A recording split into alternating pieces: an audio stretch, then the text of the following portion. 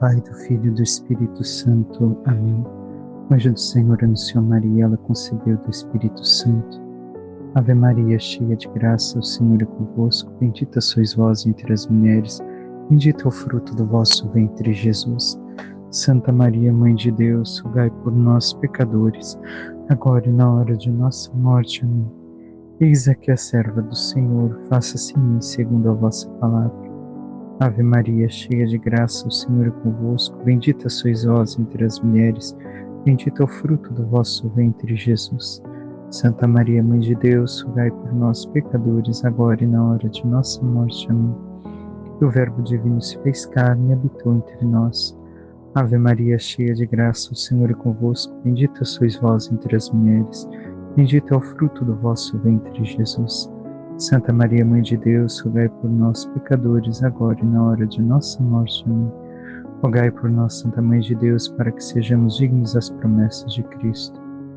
Oremos, infundi, Senhor, em nossas almas a vossa graça, como vos pedimos, para que nós, que por anunciação do anjo viemos a saber o mistério de vossa encarnação, paixão e morte de cruz, cheguemos um dia à glória eterna dos céus, pelo mesmo Cristo, Senhor nosso. Amém. Caríssimo irmão e irmã, hoje meditamos a liturgia da terça-feira da quinta semana do tempo comum, porém hoje é memória de Santa Escolástica. Irmã gêmea de São Bento, Escolástica desde pequena foi consagrada a Deus. E assim, quando seu irmão começa a levar uma vida monástica, ela o segue neste caminho e assim é priora do mosteiro feminino, estando ali a 7 quilômetros de Monte Cassino, onde vivia seu irmão. Deste modo, uma vez ao ano, Bento ia visitar sua irmã Escolástica. E tinha por regra sua não dormir jamais fora do convento, nem ele, e tampouco nenhum dos monges. Nesta última visita que fizera a sua irmã, recordemos o que aconteceu. Falavam das coisas do alto, das coisas sobrenaturais, do céu, das coisas espirituais. E chegada a hora, Bento disse que necessitava voltar. Mas Escolástica pressentia que sua passagem desta vida à eternidade se aproximava. Sendo assim, ele se recusando a atender o pedido de sua irmã cruzou as mãos na mesa, em oração, e rezou. E de repente se formou uma tremenda tempestade. Com isso, disse São Bento a ela: "O que fizeste, minha irmã?" E Escolástica respondeu: "Você não quis me atender, mas o meu Deus me atendeu. Se for capaz, vá embora agora para o mosteiro." E teve que passar lá, e continuaram falando sobre as coisas sobrenaturais do céu. 3 dias depois, no seu mosteiro, Bento vê uma pomba voando para o céu e percebe que sua irmã havia partido para a eternidade. Mas Escolástica também tinha como intuito o lugar do encontro com Deus. Qual? O silêncio. O silêncio para ela era o lugar onde se encontrava Deus. E que possamos aprender de Santa Escolástica e também de São Bento a conversarmos, a falarmos sobre as coisas do alto, mais do que as coisas desta terra.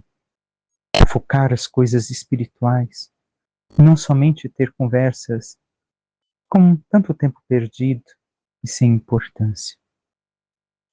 Passemos a liturgia da palavra de hoje. Seguimos com o livro dos Reis e escutamos hoje a oração de Salomão. Naqueles dias, Salomão pôs-se de pé diante do altar do Senhor, na presença de toda a Assembleia de Israel, estendeu as mãos para o céu e disse: Ó Senhor, Deus de Israel, não há Deus igual a ti, nem no mais alto dos céus, nem aqui embaixo na terra. Tu és fiel à tua misericórdia, aliança com teus servos, misericordiosa aliança com teus servos, que andam na tua presença de todo o seu coração. Mas será que Deus pode realmente morar sobre a terra? Se os mais altos céus não te podem conter, muito menos esta casa que eu construí. Mas atende, Senhor meu Deus, a oração e a súplica do teu servo, e ouve o clamor e a prece que ele faz hoje em tua presença. Teus olhos estejam abertos noite e dia sobre esta casa, sobre o lugar do qual disseste: aqui estará o meu nome. Ouve a oração que o teu servo te faz neste lugar. Ouve as súplicas de teu servo e de teu povo Israel. Quando aqui orarem, escuta-os do alto da tua morada no céu, escuta-os e perdoa. Pai, assim fecha hoje o texto. Nós vemos esta oração de Salomão, que tem algo a nos dizer, algo que realmente é importante, mas que nos faz compreender também a manifestação de Jesus, seu nascimento, sua paixão, sua vida. Tenhamos em conta aquilo que diz quase ao final da oração Salomão. Se o céu não pode te conter, este templo poderá te conter. Não existe um Deus maior do que tu. E aqui há uma realidade que evoca aquilo que posteriormente aconteceu em Jesus e que nós não meditamos. Se o céu não pode conter Deus, a Trindade, Pai, Filho e Espírito Santo, poderia o templo conter? Fisicamente, podemos observar que não. Se o céu não pode conter a Trindade, corpo humano que Jesus assume para si, que toma para si a nossa natureza humana, é possível de conter plenamente Deus? Mistério. E vemos o quanto aquilo que se realizou no templo, depois se manifestou plenamente na encarnação de Jesus e na vida de Jesus. Pois ele é Deus que assumiu o templo, o corpo humano, para nos mostrar a face do Pai, o rosto de Deus. E assim, ainda Jesus não se contentou, nos deixou a sua presença na Eucaristia, onde no sacrário, não mais num templo grandioso, mas no sacrário encontramos a presença do Senhor. Ali está o Senhor, aquele que o céu e a terra não podem conter, de tão grandioso e majestoso que é, se faz tão pequeno por amor a nós, se faz prisioneiro de nosso amor, como dizem os santos no sacrário. Mas nós, o quanto reconhecemos tão grandiosa humildade de Deus e tão grandioso amor manifestado para conosco. E ainda na oração de Salomão, tenhamos em conta o que diz mais adiante. Teus olhos estejam abertos de noite sobre esta casa, sobre o lugar do qual disseste: aqui estará o meu nome. Recordemos, também nós somos chamados a ser templos do Senhor. E assim, a sua presença em nossas vidas deve de ser mais do que somente um pensar em Deus, mas uma união íntima, uma vivência mútua, uma correspondência com o Senhor. E quanto nos esforçamos em que isso se torne fato a cada dia de nossas vidas. Porque dia sim, dia não, é fácil recordar, mas todos os dias assim vivemos. E encerra Salomão: ouve a oração que o teu servo faz. Ouve as súplicas de teu servo e de teu povo quando aqui orarem. Então, ali no templo é o lugar da intimidade, da escuta da oração. Assim como para nós. Também a igreja é o lugar da súplica e da oração por excelência. Não que não possamos rezar em casa, ter intimidade com Deus, mas o momento por excelência, o lugar por excelência, é onde está a presença viva e real de nosso Senhor Jesus Cristo na Eucaristia. E ali o Senhor nos escuta, se nós realmente estamos de coração sincero buscando uma relação íntima, verdadeira com Ele, onde podemos falar de coração a coração, buscando sermos íntimos do Senhor pela vida que levamos. O Salmo nos diz: quão amável, ó Senhor, é vossa casa. E mais adiante nos fala: felizes os que habitam em vossa casa, para sempre haverão de vos louvar. Olhai, ó Deus, que sois a nossa proteção, veja a face do eleito vosso ungido. Então, quem são os felizes? Mais uma bem-aventurança? Os que habitam na casa do Senhor. Então, nós devemos de ver que se nós nos tornamos este templo, esta casa do Senhor, nos tornamos felizes e o louvamos com todo o nosso tempo. Por fim, o Evangelho de São Marcos nos diz: naquele tempo, os fariseus e alguns dos mestres da lei vieram de Jerusalém e se reuniram em torno de Jesus. Eles viam que alguns dos seus discípulos comiam o pão com as mãos impuras, isto é, sem as terem lavado. Com efeito, os fariseus e todos os judeus só comem depois de lavar bem as mãos, seguindo a tradição recebida dos antigos. Ao voltar da praça, eles não comem sem tomar banho e seguem muitos outros costumes que receberam por tradição. A maneira certa de lavar copos, jarras e vasilhas de cobre. Os fariseus e os mestres da lei perguntaram então a Jesus: por que os teus discípulos não seguem a tradição dos antigos, mas comem o pão sem lavar as mãos? Jesus respondeu: bem profetizou Isaías a vosso respeito. Hipócritas, como está escrito: este povo me honra com os lábios, pois este povo me honra com os lábios, mas seu coração está longe de mim. De nada adianta o culto que me prestam, pois as doutrinas que ensinam são preceitos humanos. Vós abandonais o mandamento de Deus para seguir a tradição dos homens. E dizia-lhes: vós sabeis muito bem como anular o mandamento de Deus, a fim de guardar as vossas tradições. Com efeito, Moisés ordenou: honra teu pai e tua mãe. E ainda, quem amaldiçoa o pai ou a mãe deve morrer. Mas vós ensinais que é lícito alguém dizer a seu pai e a sua mãe: o sustento que vós poderíeis receber de mim é corbã, isto é, consagrado a Deus. E essa pessoa fica dispensada de ajudar seu pai ou sua mãe. Assim vós esvaziais a palavra de Deus com a tradição que vós transmitis. E vós fazeis muitas outras coisas como estas. Palavra da salvação. Glória a vós, Senhor.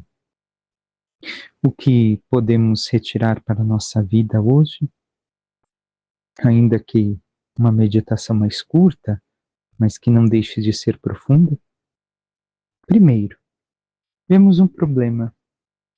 O problema de que substituíram a lei de Deus por mandamentos humanos. Colocaram tradições humanas no lugar dos mandamentos de Deus. Não é que não possa lavar as mãos, os jarros, a maneira certa, mas isso se tornou muito mais importante do que o amor a Deus, que transforma as nossas vidas, para sermos segundo o seu coração, e o amor ao próximo, como Deus nos amou. Assim, os fariseus são hipócritas, são falsos.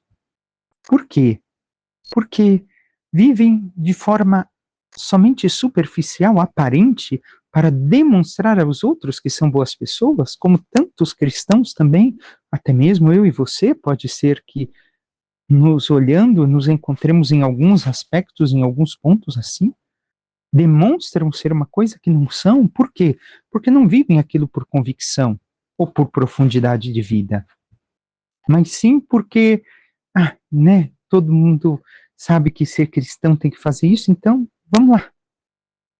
E eu faço as outras coisas que são menos relevantes com mais convicção do que os mandamentos de Deus. É assim que agimos, como estes fariseus, onde as coisas menos importantes têm mais valor, as tradições têm mais valor do que o mandamento divino. E depois Jesus ainda demonstra que se nós estamos fazendo isso, estamos honrando a Deus somente com os lábios, mas não com o ser. Recordemos, coração não é a sede dos sentimentos. Uma vez e outra vamos ter que lembrar isso, mas é a capacidade intelectual, a capacidade cognitiva, o ser humano de cada um. Então, vós abandonais, não viveis, ainda por cima me honrais com os lábios, mas a sua vida, a sua essência, o teu ser humano está distante de Deus. Estejamos atentos, porque este é um risco muito grande que sonda todos nós. Mais uma vez, repito, todos corremos este risco. E Jesus depois dá um exemplo do mandamento divino, honrar pai e mãe, mas que eles colocaram uma tradição, espera, este dinheiro aqui eu vou dar para Deus, não vou dar para vocês. É para Deus, eu separei para Deus esse dinheiro, então eu não tenho a obrigação de vos sustentar. Tenhamos em conta, naquele tempo não existia aposentadoria. Se um filho, uma filha, na velhice dos pais, não socorresse, eles poderiam morrer de fome, em especial a mãe, em todo caso, mais do que o pai e a mãe. E aqui se negava de dar o sustento a uma vida para dar aquilo que achava ser digno de Deus e não dos pais. Não é que não possamos ajudar, podemos ajudar em caso de necessidade, mas tenhamos em conta que o caso naquele tempo era ainda muito mais profundo e sério.